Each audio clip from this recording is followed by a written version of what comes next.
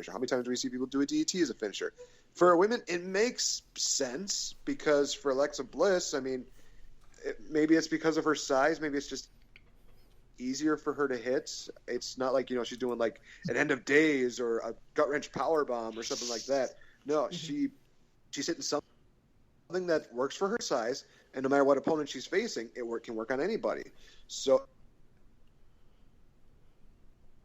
moonsault, which is beautiful. So, but in all honesty, this is really getting interesting because the thing is that ever since the brand extension, Alexa Bliss has beaten Becky Lynch on more than one occasion, and Becky has not beaten Alexa Bliss. So it's kind of like this is going to be the culmination in about.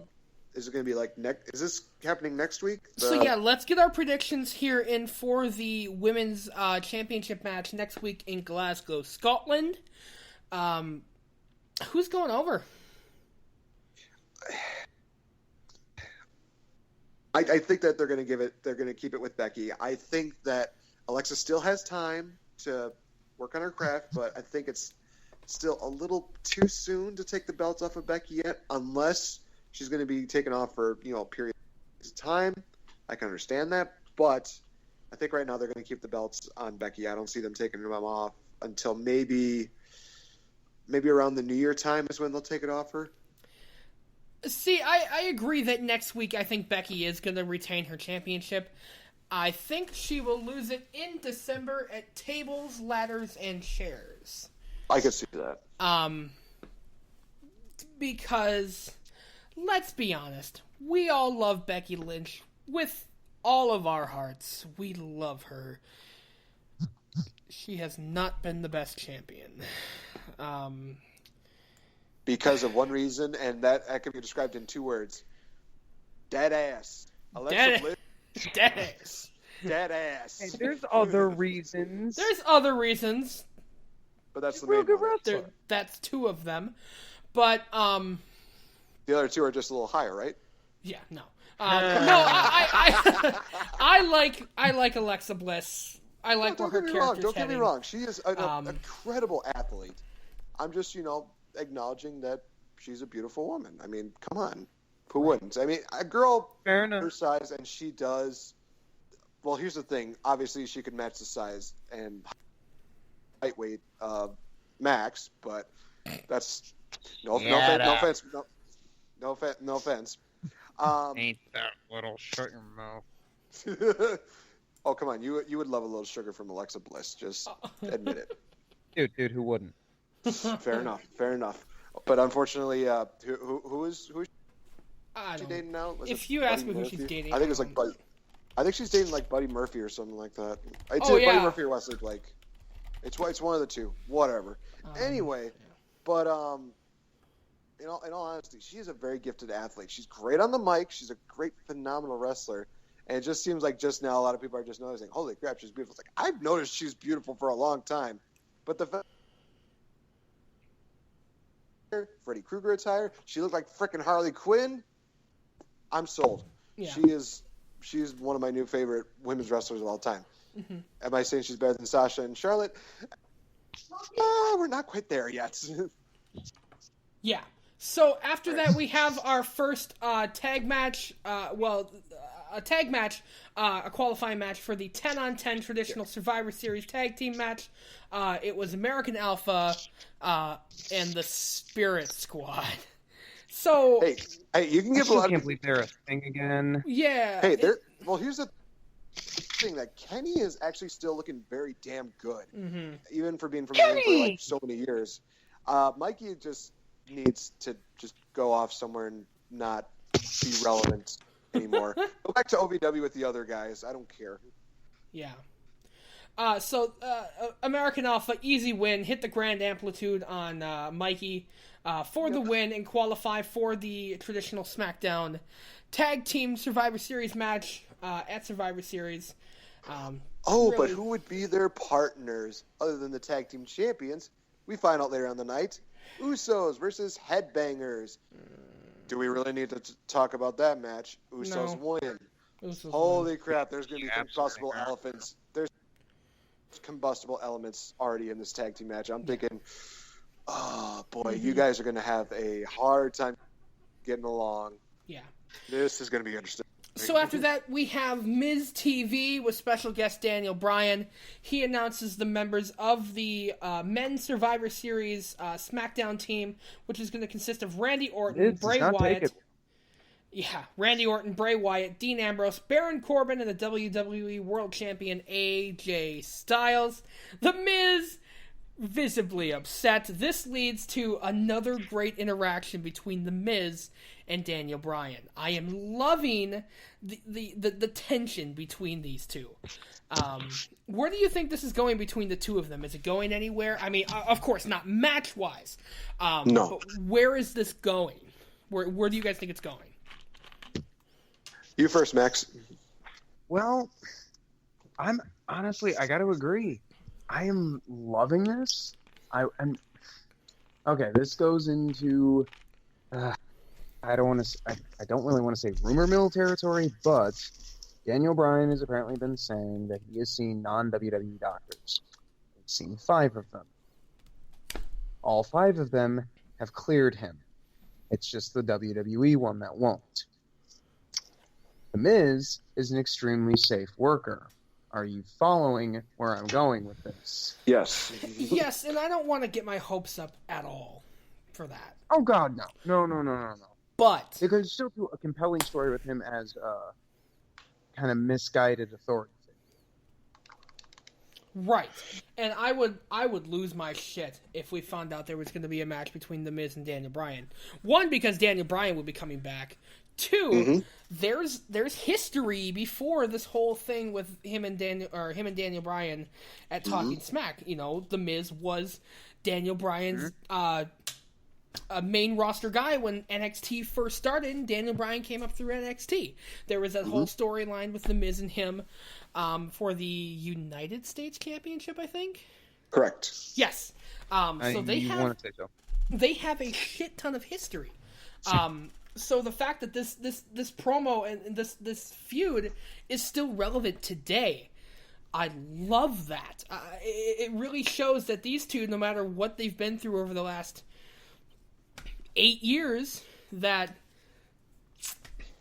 they can still cut really good promos and really carry on a feud. Yep. Speaking to here to show, that brings us into I'm here to show. My man, my bae, my spirit Dolph animal, Ziggler. Dolph Ziggler. Defends the Intercontinental title in an open challenge deal because The Miz was too big of a coward to fight him. So let's see, who would be the amount of people that they could have be the one to answer the open challenge? You know, and my brain was racking, and you know, I thought of all the great people that we could. Was it Baron Corbin? Could it have been Zack Ryder? Could it have been Mojo Rawley? Could it have been As James much as people Ellsworth? will not admit that. Oh God, that would never have been James Ellsworth. Shut the hell up. No, it was Kurt fucking Hawkins. Another dumpster fire created by WWE. Great promos building up. And I thought, hey, we're finally going to get the chance to see him wrestle. What did they do? Oh, you're going to go out there and you're going to lose in 3 seconds. I hate everything. Loses Not in just 5 all red seconds. everything, all black everything, all white girl everything. I hate everything about this Kurt Hawkins deal right now because we built up to that bullshit. Are you fucking kidding me? Yep. My brain is going to just explode at the anger that I have right now at WWE. I'm going to my demon phase. I need to sit in my corner for a minute. Yep, so that would lead into the main event of the evening, Dean Ambrose versus AJ Styles. If Dean wins, he becomes number 1 contender for the WWE World Championship at tables, ladders, and chairs. This is another great match. I'm really enjoying, you know, there have been a lot of matches between Dean Ambrose and AJ Styles. But as of right now, there's a lot of them. I'm loving them. There can always be too many matches. This Ellsworth stuff is, I don't know, it's so perfect. Yeah, I'm really enjoying it. And of course, Danny Bryan said that Ellsworth was not going to be at ringside tonight. He begrudgingly obliged. He's like, oh, okay. And then when the main event came around, he snuck around to ringside and got involved in the match anyway. So Dean Ambrose wins on AJ Styles to become the number one contender, which was announced on Talking Smack that it's going to be a tables, ladders, and chairs match of course, tables, ladders, and chairs in December. So I'm excited for this. And I guess we'll see where it goes from here.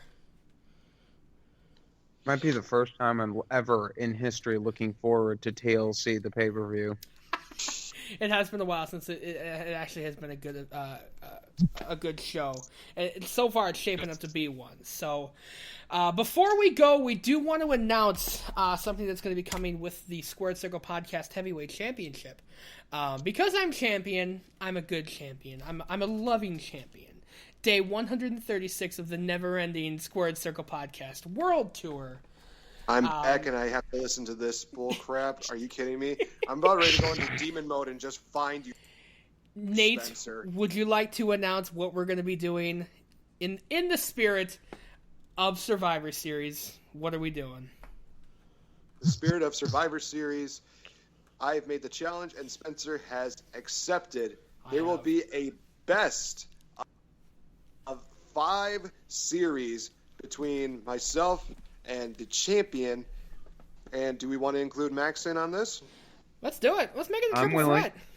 All right. It's a triple threat for the Squared Circle Podcast Heavyweight title. And there will be 3 different contests in which we will indeed be competing to see who will walk away with that championship belt. Now, I know a lot of people are thinking, best of 5 seems kind of weird with 3 people. It'll work out. Don't worry. There's no possible way that you could have 3 guys doing this and it ending in a 3-way tie or something like that. There's no way that could happen. Yeah, especially with rounds 4 and 5.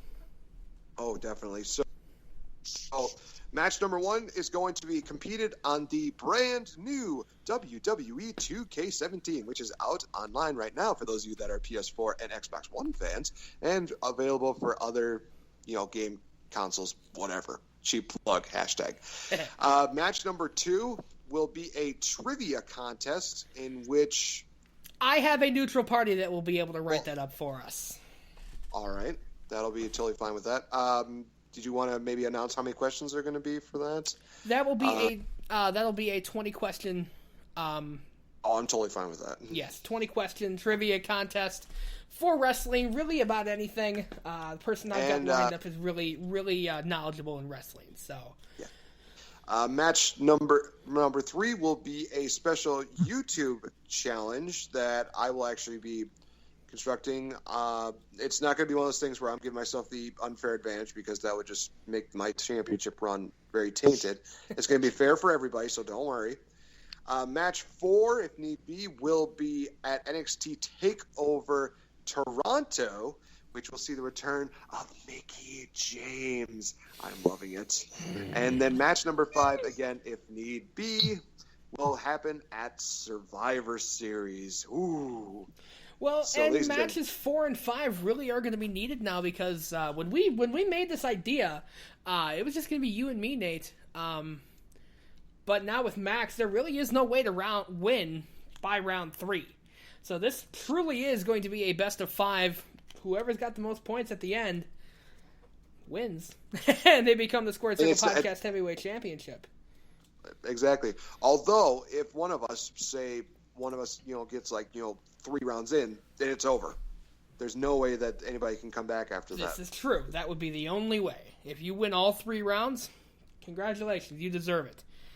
Yep. But we will keep you guys posted on that on Twitter for the first round, as well as the second and the third. You already know when 4th and 5th round are going to be. So keep posted on our fan page on Facebook.com/Evolve Productions 316. Be sure to follow Spencer Hart on Twitter at Spencer Hart TSC, as well as Max Beatty, Agent Cooper 1989, who just finished off with his 13 Nights of Halloween deal, the Rise of remakes. I was